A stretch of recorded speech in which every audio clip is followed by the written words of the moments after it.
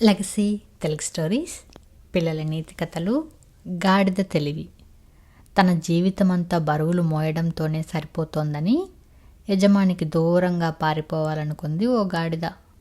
ఒకరోజు అవకాశం దొరకగానే సమీపంలోని అడవిలోకి వెళ్ళిపోయింది. కడుపు నిండా గడ్డి తినడం, నదిలోని నీటిని తాగడం, ఇదే దాని దినచర్య. కొన్ని రోజులకు ఒళ్ళు చేసింది.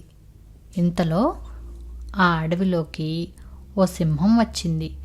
దాన్ని చూడగానే గాడిదకు గుండాగినంత పనైంది.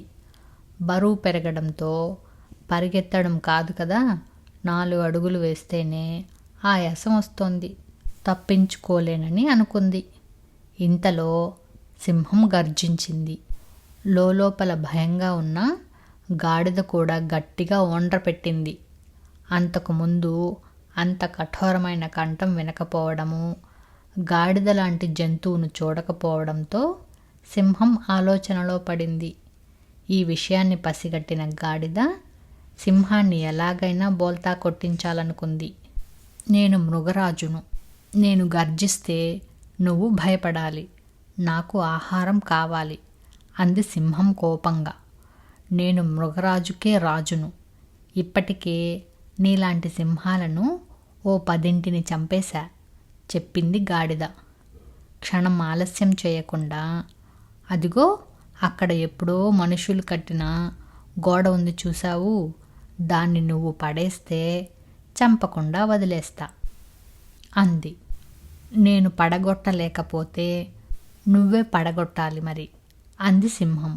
ఓ, అదెంత పని అని ప్రగల్భాలు పలికింది గాడిద. లోపల మాత్రం తన గుట్టు ఎక్కడ బయట పడుతుందోనని భయపడుతోంది. సింహం తన పంజాతో గోడను చాలాసార్లు కొట్టింది. తన వల్ల కాదని చేతులెత్తేసింది. అంతవరకు సింహం పంజా దెబ్బలకు బలహీనపడిన ఆ పాత గోడ గాడిద ఒక్క తన్ను తన్నగానే పడిపోయింది. దాంతో సింహం పరుగులంకించుకుంది.